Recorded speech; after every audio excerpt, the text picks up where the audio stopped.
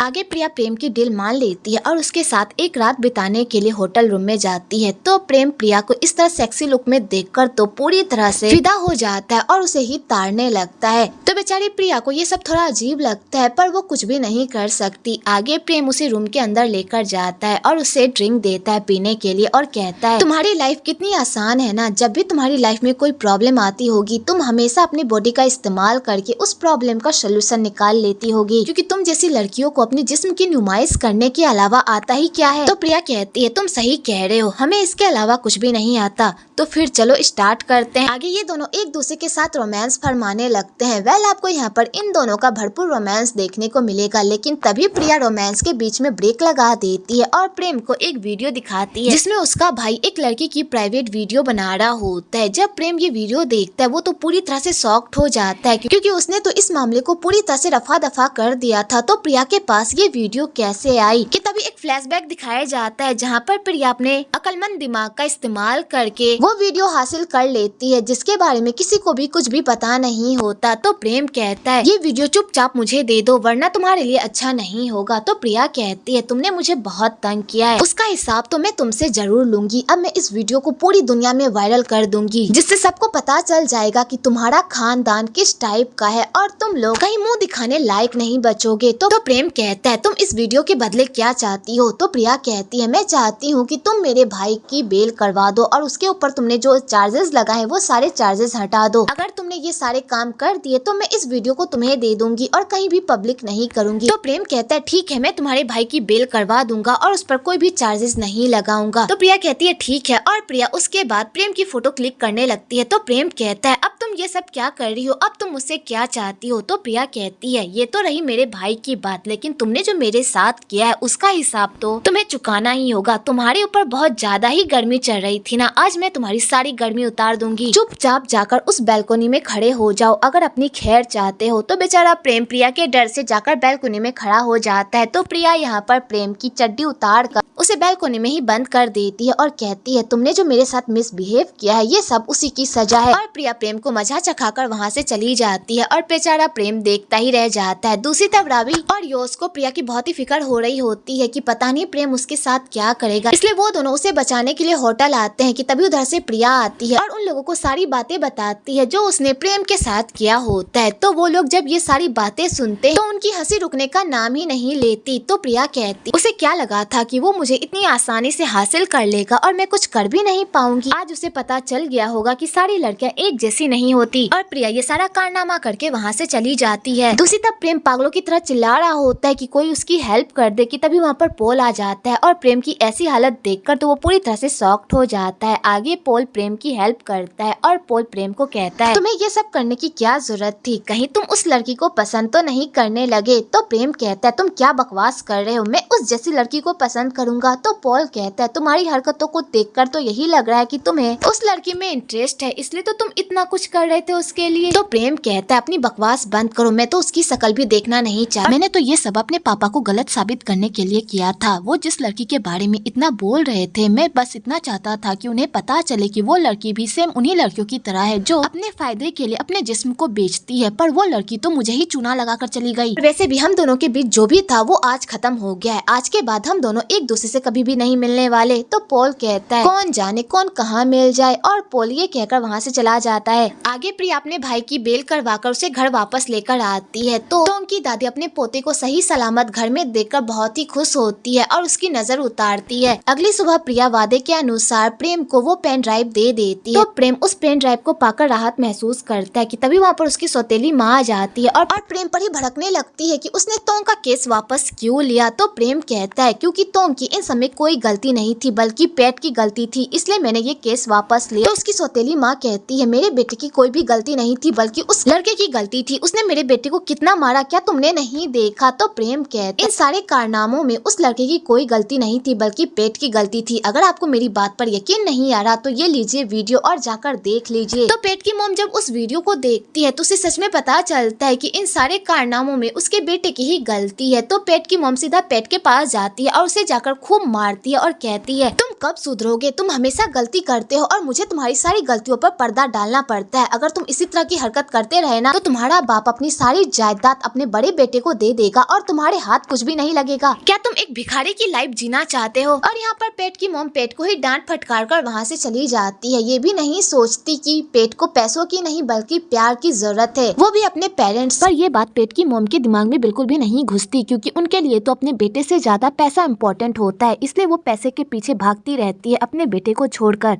आगे प्रेम और उसके पापा नाश्ता कर रहे होते हैं, तो यहाँ पर प्रेम अपने पापा को कहता है कि आपको पेट से मिलने के लिए हॉस्पिटल जाना चाहिए, वो आपका इंतजार कर रहा होगा, उसे आपके प्यार और सपोर्ट की जरूरत है। तो होंग कहता है मैं तुम्हारा बाप हूँ, तुम मेरे बाप नहीं हो जो तुम मुझे बाप बनना सिखा रहे हो। मुझे क्या करना है और कैसे करना है मैं वो बखूबी जानता हूँ, तुम्हें मुझे सिखाने की कोई जरूरत नहीं है। तो प्रेम कहता है मैं आपको क्या ही सिखाऊंगा, मैं बस इतना चाहता हूँ कि पेट की लाइफ मेरी तरह ना हो, वो मेरी तरह अपने पापा से नफरत ना करे। और प्रेम ये कहकर वहाँ से चला जाता है। आगे सबकी लाइफ नॉर्मल हो जाती है और प्रिया पैसे कमाने के लिए स्टोर पर काम करने लगती है। तो योश इन समय उसकी हेल्प करता है, क्योंकि योश प्रिया को पसंद करता है, पर ये बात वो प्रिया को नहीं बता पाता। आगे प्रेम की होटल में नंगी वाली फोटो को कोई वायरल कर देता है, जिस वजह से प्रेम की बहुत ही बदनामी होती है और सारे लोग उसके बारे में गॉसिप करने लगते हैं। इधर विक्की भी प्रेम को सुनाने से पीछे नहीं हटता, उल्टा उसे नामर्द कहता है और उसकी खूब इंसल्ट करता है। तो प्रेम विक्की की ये सारी बकवास सुनकर तो पूरी तरह से शॉक्ड हो जाता है और उसे समझ में नहीं आता कि आखिरकार वो इस प्रॉब्लम से बाहर कैसे निकले। उसी तरह प्रिया अपने दोस्तों और अपनी फैमिली के साथ अपने भाई की रिहाई की खुशियां मना रही होती है और प्रिया अपने भाई से रिक्वेस्ट करती है कि वो आइंदा से ऐसे मामलों में ना पड़े, बस अपनी पढ़ाई पर फोकस करे ताकि उसे एक अच्छी सी जॉब मिल सके। तो तोंग अपनी बहन की सारी बातें सुन लेता है और गुस्सा होकर वहाँ से चला जाता है, क्योंकि इन दोनों भाई बहन में बिल्कुल भी नहीं पड़ती, क्योंकि तोंग की गलती ना होने के बावजूद भी प्रिया हमेशा उसे ही गलत समझती है और तोंग को प्रिया की यही आदत बिल्कुल भी पसंद नहीं होती, इसलिए वो वहाँ से चला जाता है। तो रावी को तोंग पर बहुत ही गुस्सा आता है, क्योंकि उसकी बहन उसके लिए इतना कुछ कर रही होती है, पर तोंग को अपनी बहन की कोई परवाह ही नहीं होती, उल्टा वो उसे नखरे दिखा रहा होता है। तो प्रिया रावी को शांत करती है और कहती है वो अभी छोटा है इसलिए वो नहीं समझ रहा, वो जैसे ही बड़ा होगा तो वो समझने लगेगा, प्लीज उसे जाने दो। तो रावी कहती है तुम हमेशा यही कहती हो, वो तुम्हारा भाई है, उसे तुम्हारी फीलिंग समझनी चाहिए कि तुम कितनी मुश्किलों के साथ गुजर रही हो, तुमने उसके लिए अपनी पढ़ाई छोड़ दी ताकि तुम उसकी अच्छी परवरिश कर सको, लेकिन तुम्हारा भाई हमेशा तुम्हें ही गलत समझता है। तो प्रिया कहती है इस बात को ज्यादा मत खींचो, मैं बस अपना फर्ज निभा रही हूँ, मैं चाहती हूँ कि मेरा भाई बड़ा होकर एक अच्छा इंसान बने और एक अच्छी जॉब करे, बस मेरे लिए इतना ही काफी है। कि तभी प्रिया को होंग के सेक्रेटरी का कॉल आ जाता है और होंग उसे मिलने के लिए बुलाता है। तो प्रिया होंग से मिलने के लिए जाती है। तो यहाँ पर होंग अपने दोनों बेटों की तरफ से प्रिया से माफी मांगता है और उसे ये भी कहता है कि मेरे दोनों बेटे ने तुम्हारे साथ जो भी किया उसके लिए मुझे माफ कर दो, शायद मेरी ही परवरिश में कोई कमी रह गई थी जिस वजह से मेरे बच्चे ऐसे निकल गए। तो प्रिया कहती है मिस्टर होंग आपको माफी मांगने की कोई जरूरत नहीं है, गलती एक तरफ से नहीं हुई है बल्कि दोनों तरफ से हुई है, इसलिए हमें इस बात को यहीं पर छोड़ देना चाहिए। तो होंग कहता है तुम्हारे विचार तो बहुत ही अच्छे हैं, लेकिन फिर भी मैं तुमसे माफी मांगता हूँ, जो भी प्रेम ने तुम्हारे साथ किया, प्रेम को औरतों से नफरत है क्योंकि उसके साथ कुछ ऐसा हुआ है जिस वजह से वो ऐसा हो गया है। तो प्रिया कहती है मैं समझती हूँ, आपको एक्सप्लेन करने की कोई जरूरत नहीं है। तो होंग कहता है मैंने सुना है कि तुम जॉब की तलाश कर रही हो, क्या तुम हमारी कंपनी में जॉब करोगी? तो प्रिया ये बात सुनकर शॉक्ड हो जाती है और कहती है मैं इस तरह आपसे कोई भी फेवर नहीं ले सकती, अगर मुझे जॉब करनी ही हो तो वो मैं अपनी काबिलियत से हासिल करूंगी, ना कि किसी के पैरवी पट्टे से। तो होंग कहता है मैं तुम पर कोई एहसान नहीं कर रहा और ना ही तुम्हें कोई फेवर दे रहा हूँ, मैं बस तुम्हें ये जॉब इसलिए दे रहा हूँ क्योंकि तुम्हारे अंदर वो काबिलियत जो हमारी कंपनी के लिए बहुत ही फायदेमंद है।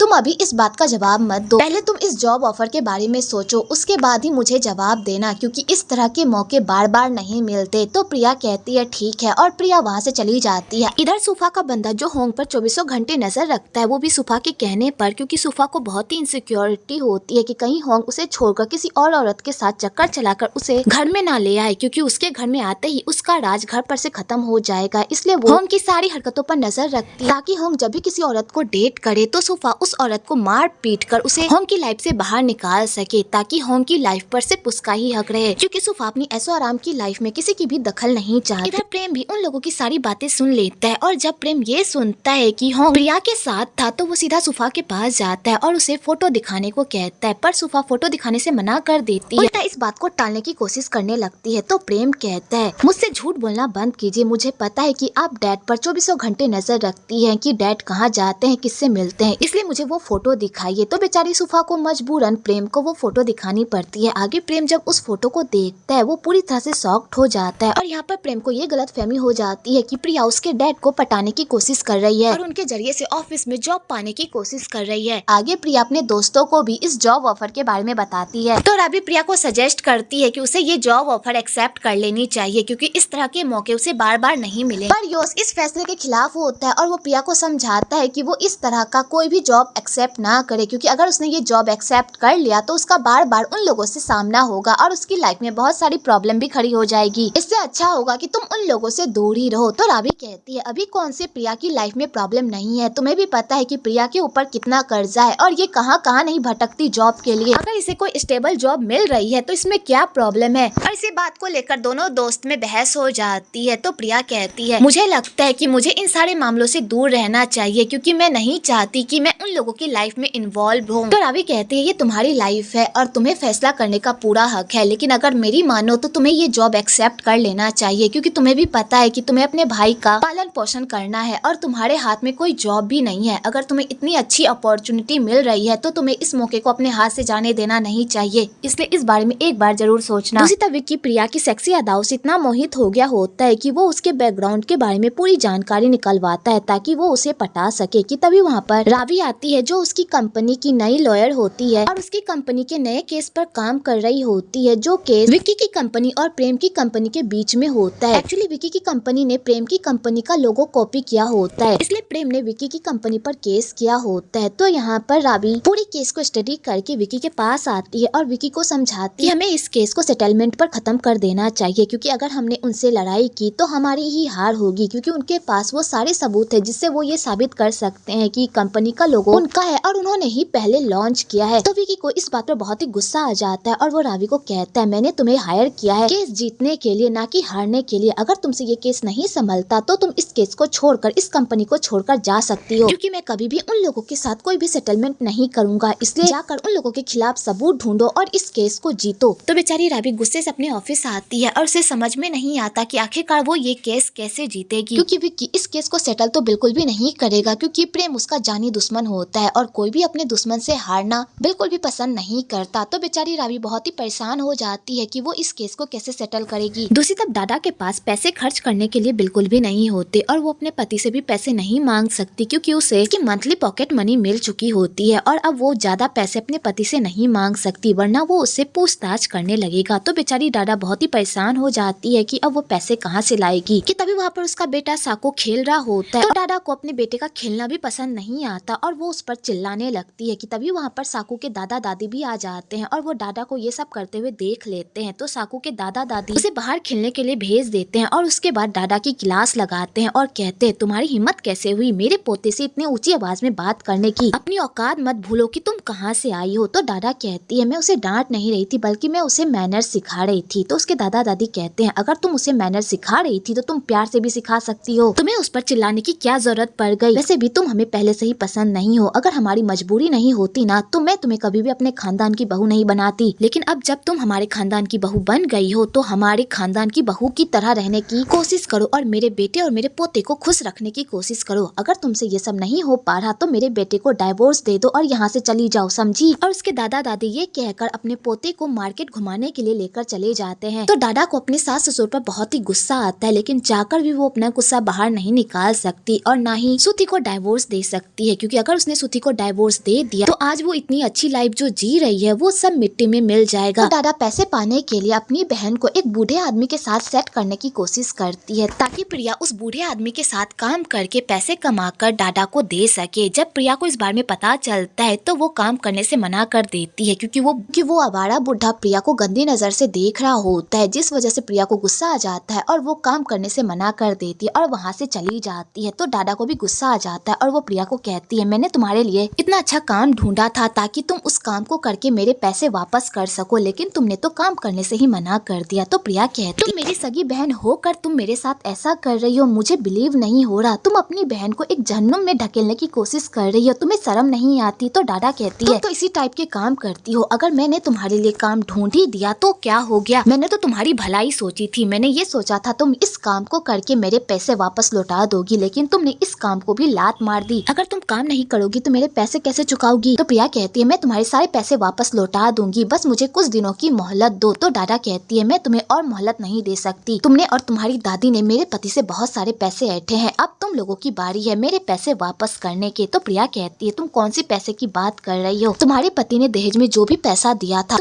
तुमने वो सारे पैसे दादी से छीन लिए। तुम्हें क्या लगा कि मुझे इस बारे में पता नहीं चलेगा? मुझे सब कुछ पता है कि तुमने दादी को मैनिपुलेट करके उनसे सारे पैसे छीन लिए थे। तो डाडा कहती है तो क्या हो गया, वो पैसे मेरे पति के थे और मेरे दहेज के थे, अगर वो मेरे काम नहीं आते तो तुम्हारे काम आते। तो प्रिया कहती है तुम कैसी इंसान हो, तुम अपनी फैमिली के बारे में इतना बुरा कैसे सोच सकती हो? तो डाडा कहती है मैं ऐसी ही हूँ, चुपचाप मेरे पैसे वापस करो, मैं तुम्हें 1 हफ्ता देती हूँ, अगर 1 हफ्ते के अंदर तुमने मेरे सारे पैसे वापस नहीं किए तो उसके बाद मैं तुम्हारे साथ क्या करूंगी तुम सोच भी नहीं सकती। और डाडा ये कहकर वहाँ से चली जाती है। तो प्रिया डाडा की ऐसी बातें सुनकर तो पूरी तरह से शॉक्ड हो जाती है और उसे यकीन नहीं आता कि डाडा उसकी सगी बहन होकर उसके साथ ऐसा बर्ताव कर रही है। दूसरी तरफ पैट अपने भाई को समझाता है कि उसने जो पब में काम किया था वो काम बहुत ही घटिया था, अगर तुम इसी तरह घटिया काम करते रहे तो तुम एक बुरे इंसान बन जाओगे। तो पैट कहता है अगर मैं एक बुरा इंसान भी बन जाऊंगा तो किसे क्या फर्क ही पड़ेगा, मेरे मॉम डैड को तो मेरी परवाह ही नहीं है, अगर उन्होंने मुझे सही और गलत में फर्क करना सिखाया होता तो आज मैं ऐसा इंसान नहीं बनता। मेरे पापा ने कभी भी मुझे अपना बेटा नहीं माना, ना ही मेरे साथ लाड प्यार किया। तो प्रेम कहता है हाँ मैं मानता हूँ तुम्हारे साथ गलत हो रहा है, इसका मतलब ये नहीं है कि तुम बुरे इंसान बन जाओ, अगर तुम एक बुरे इंसान बन गए तो इनसे उन्हें कोई फर्क नहीं पड़ेगा बल्कि तुम्हारी लाइफ बर्बाद होगी, इसलिए आइंदा से ऐसा कोई भी काम मत करना जो गलत हो, ठीक है? दूसरी तरफ मॉल में पॉल और रावी की पहली मुलाकात होती है। तो रावी जब पॉल को देखती है तो उसे देखते ही रावी उस पर फिदा हो जाती है क्योंकि पॉल बहुत ही हैंडसम होता है और रावी का दिल उस पर आ जाता है। तो रावी पॉल से बात करने की कोशिश करती है लेकिन उससे पहले ही पॉल वहाँ से गायब हो जाता है और रावी को मौका ही नहीं मिलता पॉल से बात करने का। तो बेचारी सैड हो जाती है कि उसके हाथ से एक हैंडसम बंदा निकल गया। दूसरी तरफ प्रिया लाइव स्ट्रीम करती है ताकि वो अपनी दादी के ढेर सारे प्लांट्स बेच सके और डाडा के पैसे चुका सके, पर लाइव स्ट्रीम पर उसे लोग घटिया घटिया कमेंट करने लगते हैं जिसे देखकर प्रिया का दिल पूरी तरह से टूट जाता है और वो रोने लगती है कि तभी उधर से उसकी दादी आ जाती है उसे संभालने के लिए और प्रिया को शांत करती है। आगे प्रिया के पास कोई ऑप्शन नहीं बचता प्रेम की कंपनी को ज्वाइन करने के अलावा, तो उसे मजबूरन प्रेम की कंपनी ज्वाइन करनी पड़ती है, ये जानते हुए कि यहाँ पर उसे बहुत सारी मुश्किलों का सामना करना पड़ेगा। लेकिन प्रिया के पास भी कोई चॉइस नहीं होती। इधर प्रेम भी प्रिया को ऑफिस में देख लेता है और वो मन बना लेता है कि वो प्रिया को इस कंपनी में टिकने नहीं देगा और यहीं से इन दोनों की लड़ाई स्टार्ट हो जाती है।